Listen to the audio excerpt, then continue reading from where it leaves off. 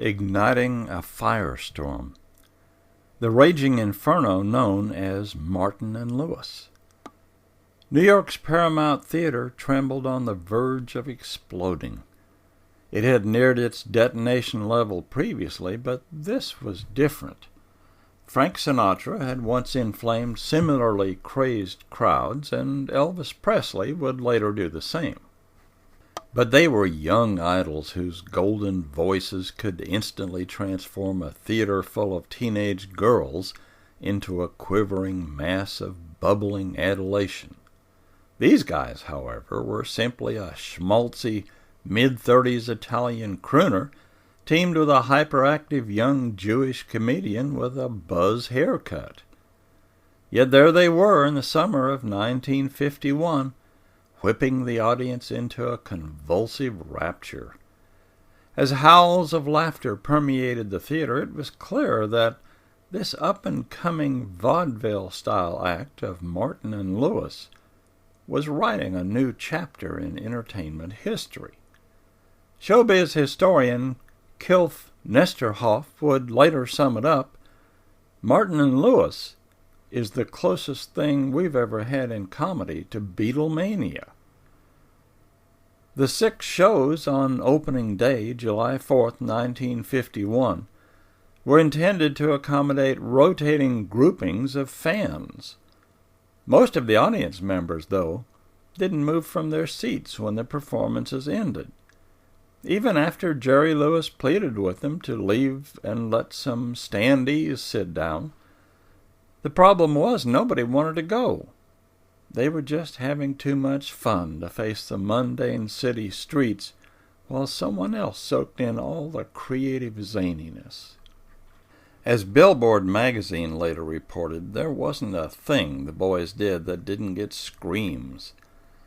The odd pairing of the contrasting performers turned the Paramount Theater into, as Billboard would rave, a madhouse. To accommodate the disappointed fans who were unable to get in, Dean and Jerry gave impromptu performances on fire escapes. A blaze had clearly been set at the Paramount, which would spread across the country like a raging wildfire. The Dean Martin and Jerry Lewis Firestorm. During their 10-year reign, Martin and Lewis topped the marquees of theaters from coast to coast, both as a live act and later as motion picture superstars. As the rotating hosts of the Colgate Comedy Hour, they would become the first comedy team to make it big on television. Their cartoon images even adorned the pages of The Adventures of Dean Martin and Jerry Lewis DC comic books. Before the flames subsided, their likenesses graced everything from puppets to tape dispensers to salt and pepper shakers. It seemed as if the one-of-a-kind duo had emerged from nowhere. As with most overnight sensations, though, years of dreary dues-paying preceded the gleam of their spotlight. Martin had dropped out of his Steubenville, Ohio high school to begin a series of odd jobs. Among these was a part-time gig at the age of 15 as an amateur welterweight boxer. He was so broke during this period that between his formal bouts, he and a friend would stage fights in their hotel room and sell tickets to bystanders. Although Martin racked up a fairly respectable boxing record, he also racked up a permanently scarred lip and a broken nose.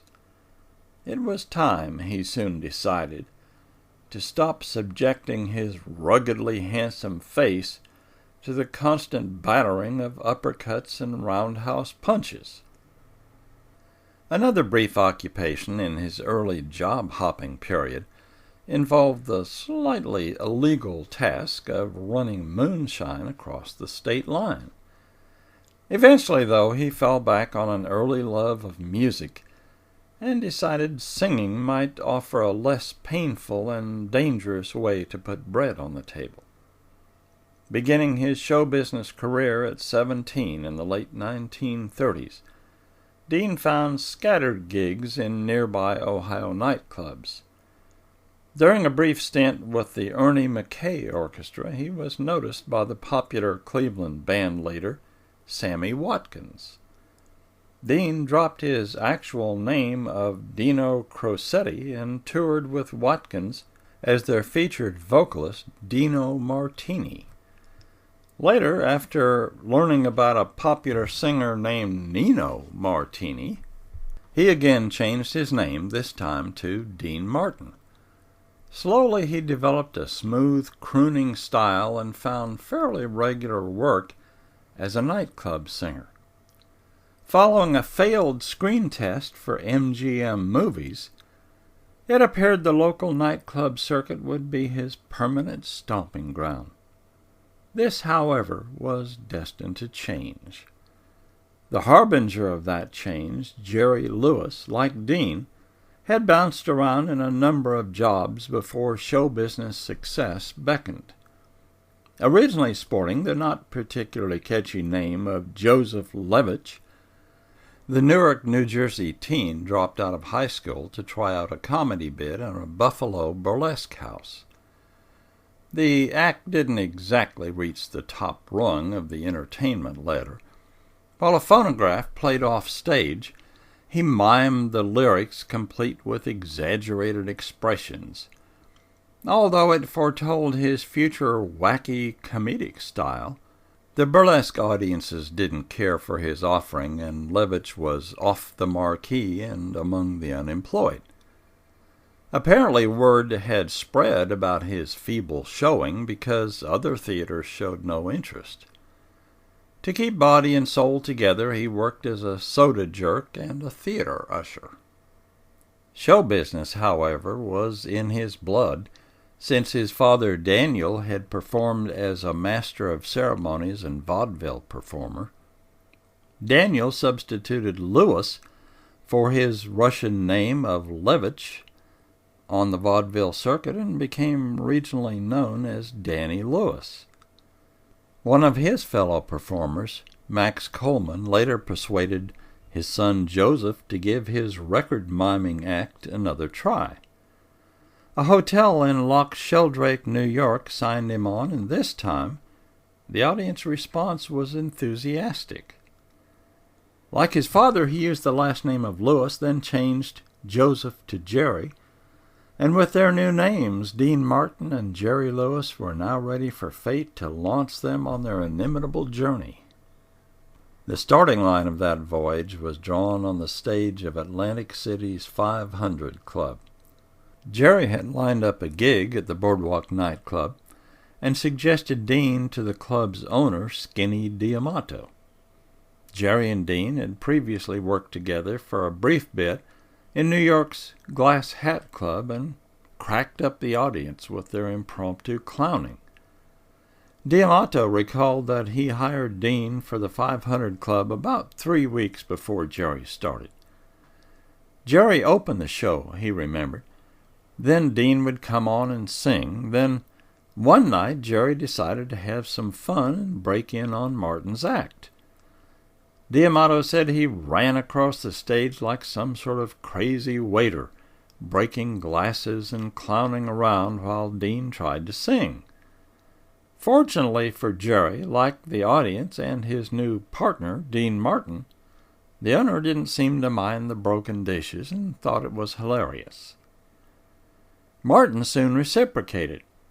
One night I dumped a pitcher of water on his head, Dean reflected, and Jerry went into this monkey bit. But I don't think any of us realized that anything would come of it. The bizarre antics of the club, however, made the rounds as word spread along the boardwalk about the outlandish musical comedy duo. By the end of the summer, Diamato noted, nobody wanted them to leave.